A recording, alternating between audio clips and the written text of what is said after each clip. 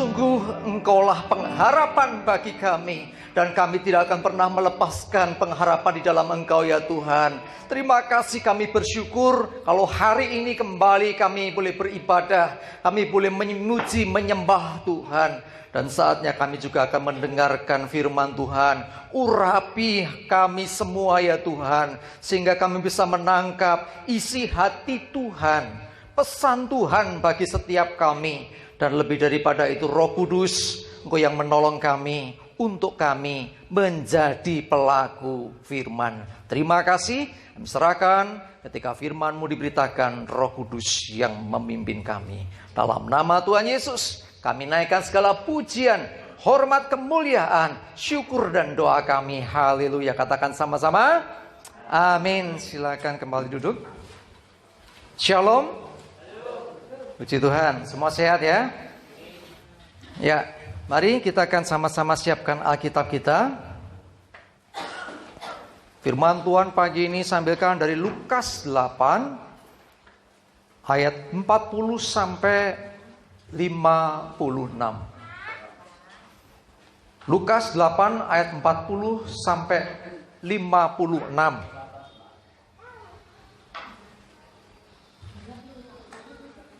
Oke, saya akan bacakan.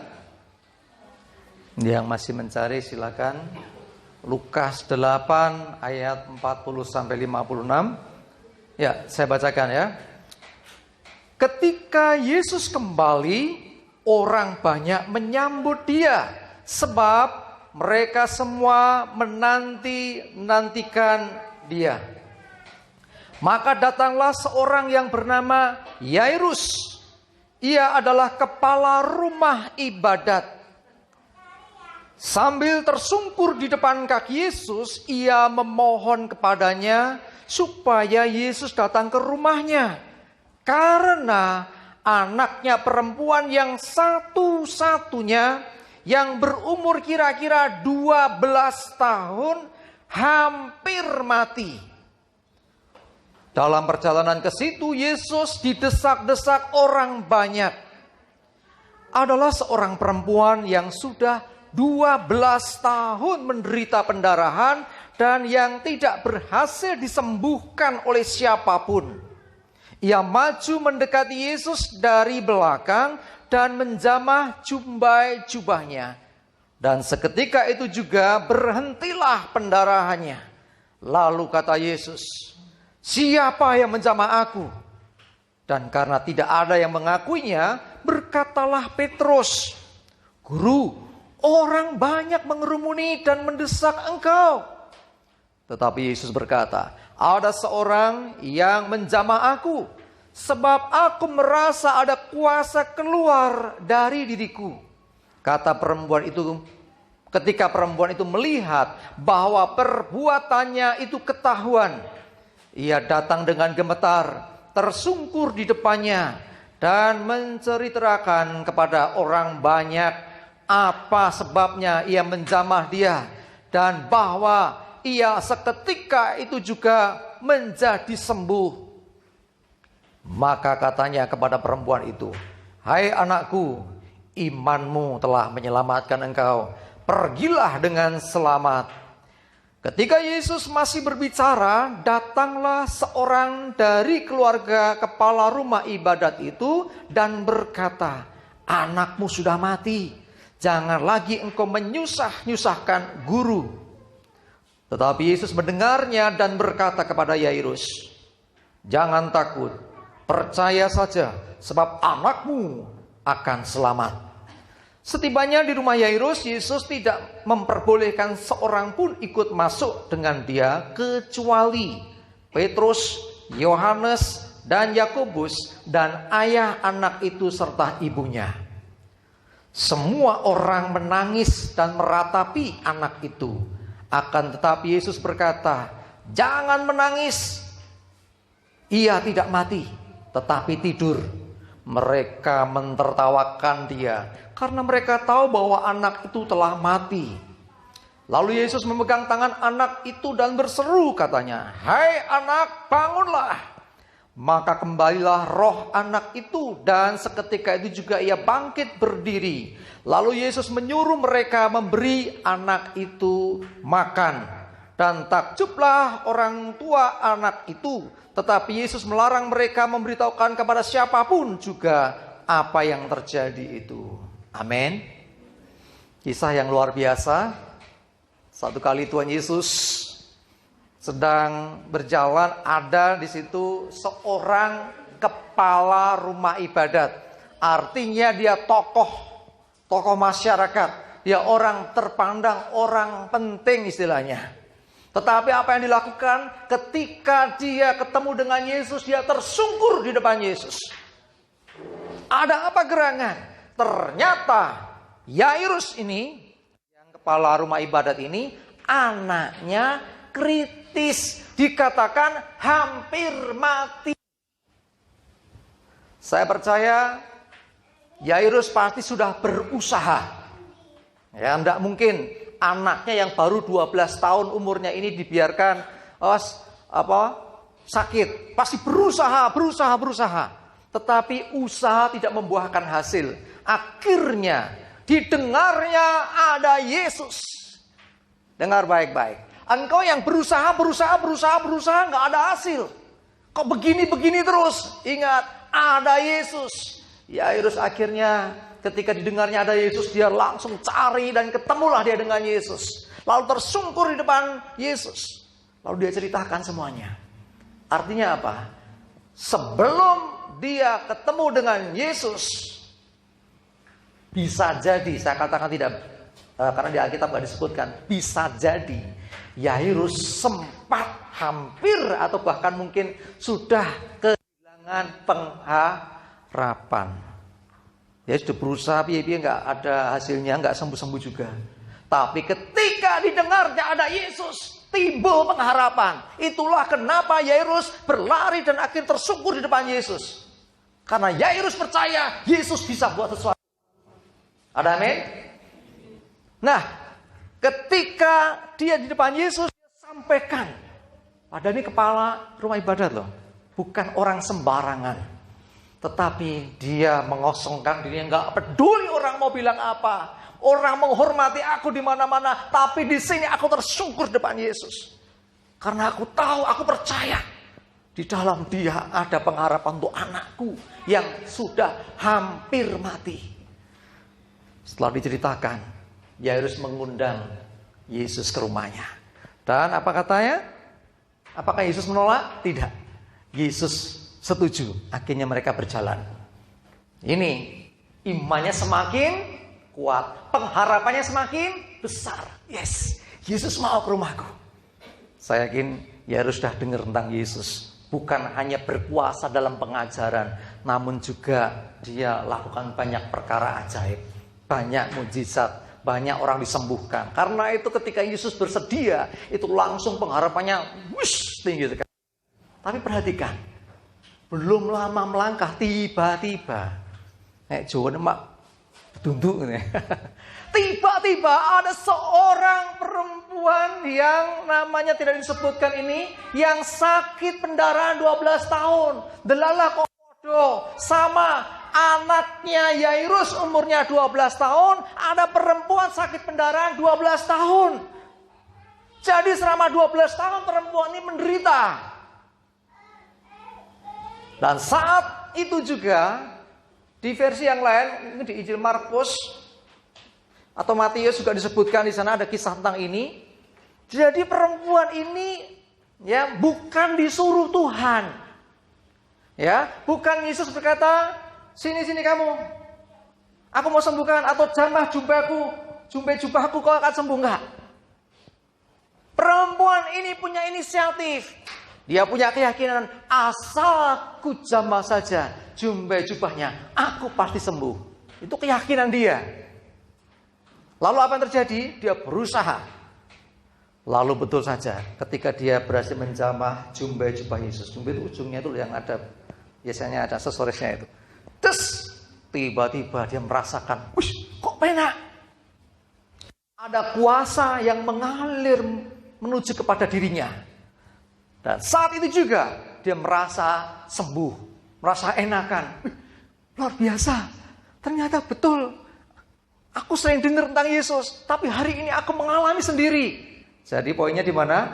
Bukan karena dipanggil Tuhan, tapi dia yang mendatangi Tuhan. Ini luar biasa. Lalu yang terjadi, Yesus ngerasa, siapa yang menjamah aku? Dilihat semua orang, semua orang diem. Kan orang banyak deh, berdesak-desakan mesti orang banyak. Siapa yang menjamah aku?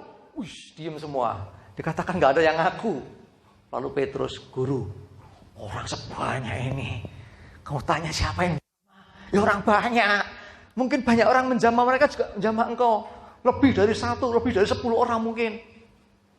Tapi Yesus berkata apa? Enggak. Aku ngerasa ada kuasa yang mengalir keluar dari didiku.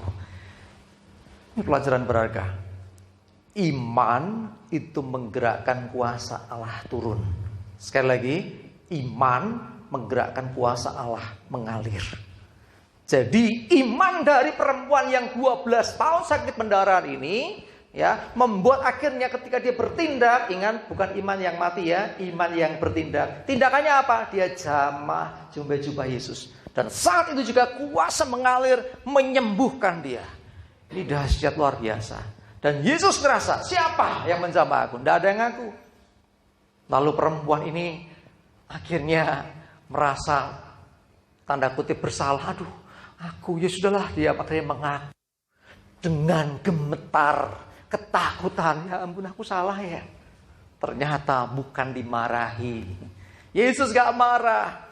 Bahkan dikatakan kalau kita lihat di sini, perempuan ini,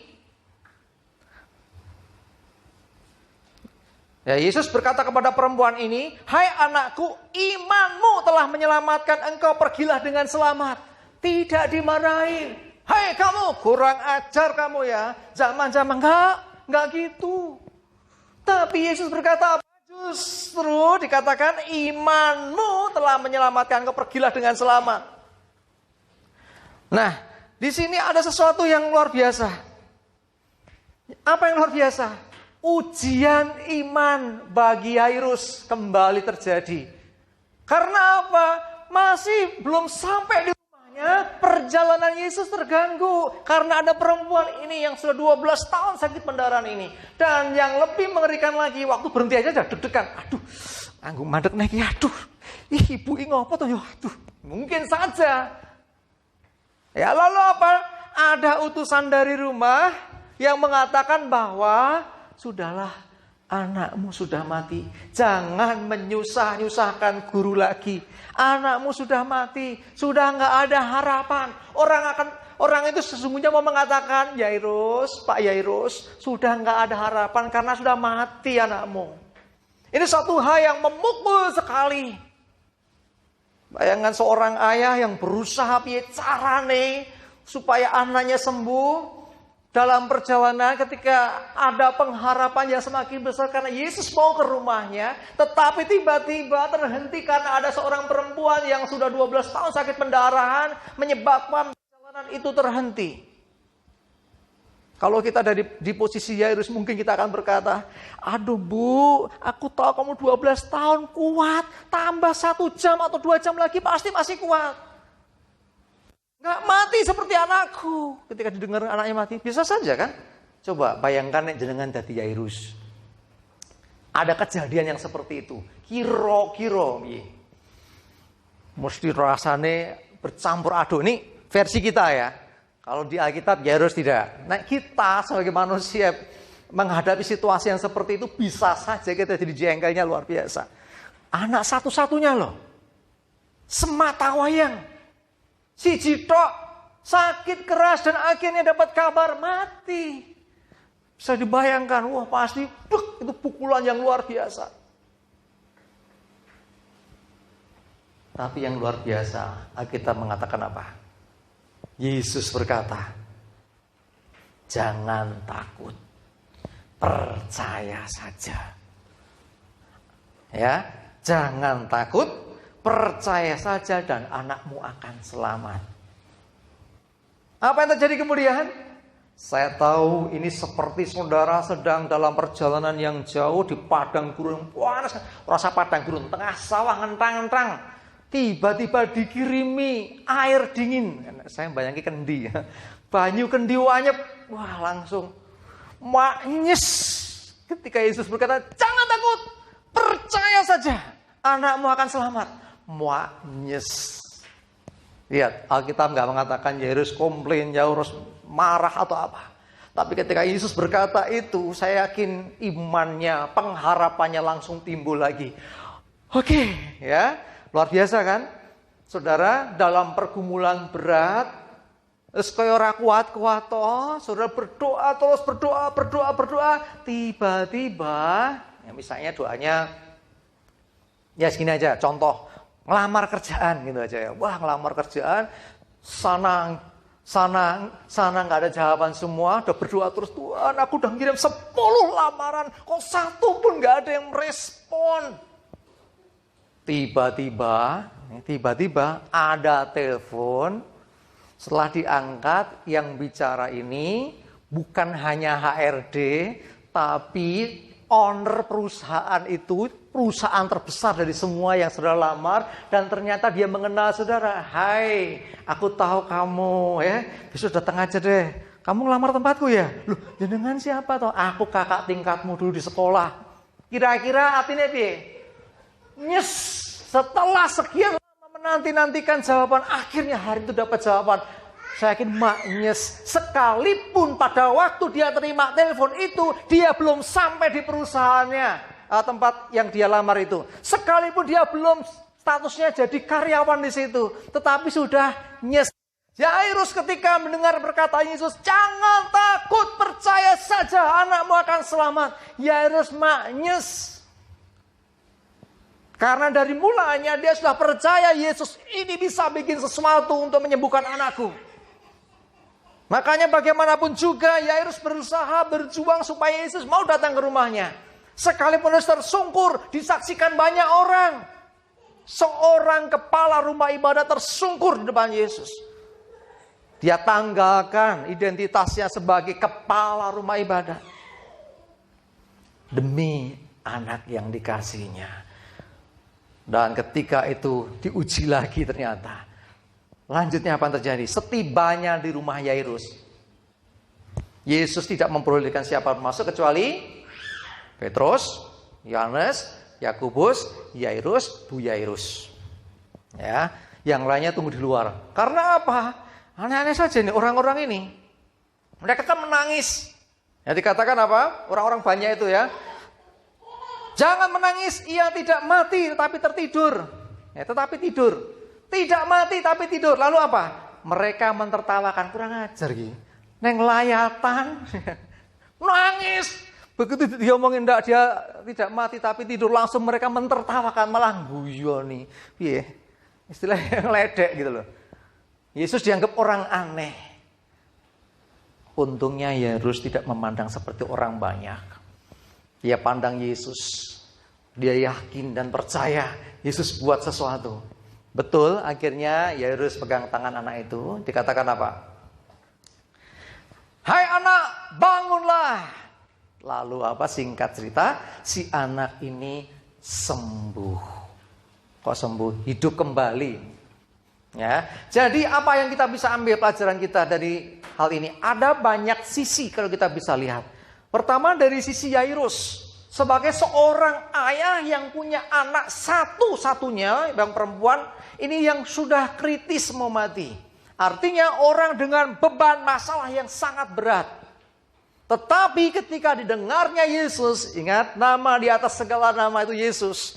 Maka imannya mulai timbul, pengharapannya mulai ada lagi. Dan lebih lagi ketika didapati bahwa Yesus sedang ada di dekat dia, dia berlari mendapatkan Yesus. Dia tanggalkan semua identitasnya, gak peduli orang mau ngatain apa. Jan, kamu kan orang terhormat kok kayak gitu. Itu orang terhormat kok mau-maunya tersungkur depan Yesus. Tetapi dia tetap lakukan. Itu menunjukkan satu pengharapan kepada Yesus yang luar biasa. Pengharapan semakin kuat ketika dia datang ke rumah Yairus. Yesus mau datang ke rumah Yairus. Tetapi sekali lagi, 12 tahun anak mau mati, 12 tahun orang sakit pendarahan. Kira-kira planning Yesus itu mana yang didahulukan? Planning Yesus sebetulnya mau ngapain toh ini? Menyelamatkan anak Yairus. Tetapi sekali lagi saya mau katakan, ada orang yang punya iman yang besar. Perempuan yang 12 tahun sakit pendarahan. Imannya besar. Karena apa? Karena tanpa diminta. Dia nggak langsung teriak-teriak, Yesus tolong sembuhkan aku. Seperti Bartimius, dia berteriak-teriak. Itu juga bagian dari langkah imannya dia. Tapi perempuan ini tidak. Mungkin dia terlalu lemah untuk itu. Karena sudah 12 tahun sakit pendarahan. Yang luar biasa. Tubuh boleh lemah, badan bisa saja lemah, tapi iman kuat. Tetapi rohnya kuat. Akhirnya dia jamah Yesus dan mujizat terjadi. Pertanyaan saya, Yesus tahu nggak siapa yang jamah? Kok dia bertanya, siapa yang menjamah aku? Kalau kita baca ini, coba perhatikan.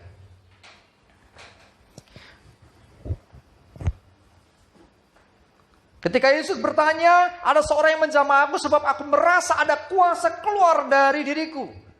Ketika perempuan itu melihat bahwa perbuatannya ketahuan, ia datang dengan gemetar, tersungkur di depannya dan menceritakan kepada siapa? Perempuan ini menceritakan apa yang dia alami kepada siapa?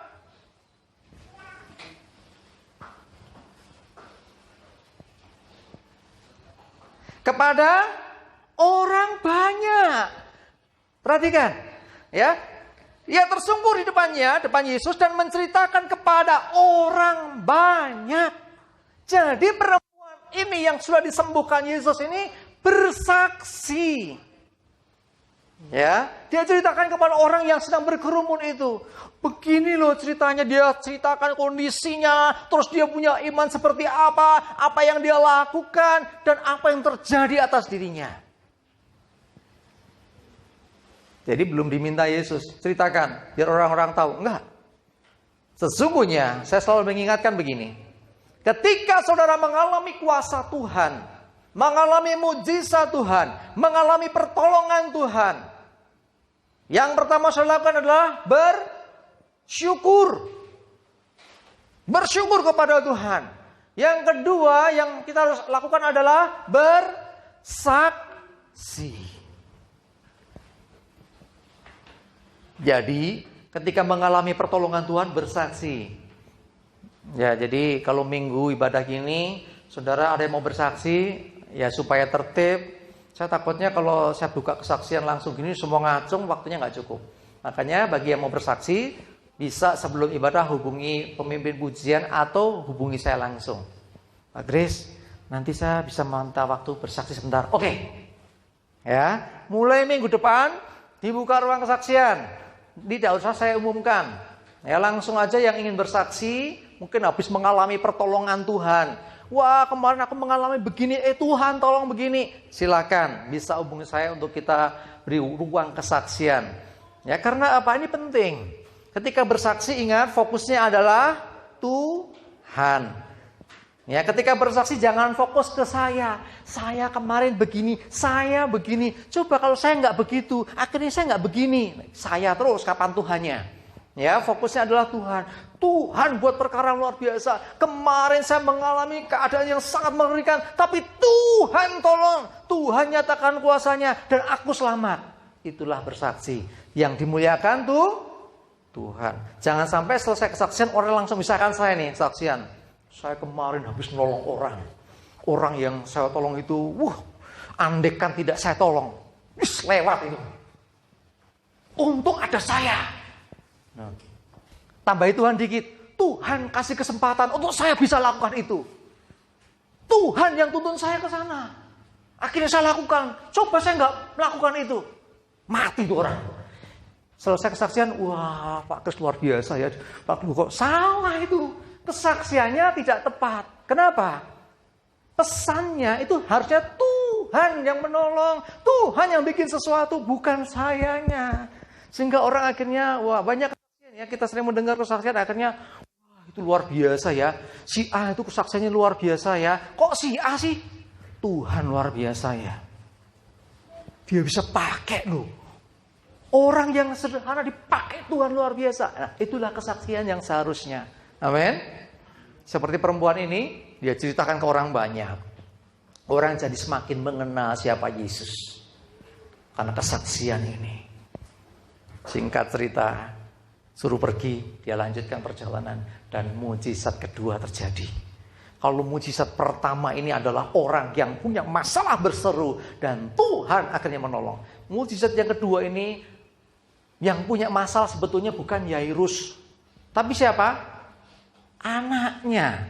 Tapi iman seorang ayah, seorang bapak ini, yang sampai luar biasa dia lakukan. Sebetulnya nggak kalah dahsyatnya dengan imannya perempuan itu. Kenapa? Kalau perempuan ini kan diem-diem. Kalau Yairus orang terkenal, terpandang, tapi dia mau tersungkur depan Yesus, itu sudah luar biasa. Dan percaya kepada Tuhan. Singkat cerita. Mujizat kedua, anak Yairus pun dihidupkan kembali. Jemaat dikasih Tuhan, mari apapun masalahmu, apapun pergumulanmu, ya, langkah pertama datang pada Yesus. Perempuan ini datang pada Yesus, Yairus datang pada Yesus. Anaknya nggak bisa kan di rumah, tetapi ketemu Yesus. Kuncinya ketemu Yesus. Perempuan sakit pendarahan ketemu Yesus. Dan ketika ketemu, karena dia bisa bertindak, dia bertindak. Itu iman yang bertindak. Yairus ketemu Yesus. Pergumulan dia, masalah dia adalah tentang anaknya. Dan Yesus menjawab, anak ini, ya dia anak nggak ngerti, mesti gimana kondisi sakit. Tapi ketika orang sakit ini, si anak sakit ini berjumpa dengan Yesus, mujizat pun terjadi. Dia dihidupkan sekalipun sudah mati. Saya mau beritahu saudara, sekalipun mungkin menurut kita sudah nggak ada harapan, tapi ketika engkau berjumpa dengan Yesus, harapan selalu ada. Amin.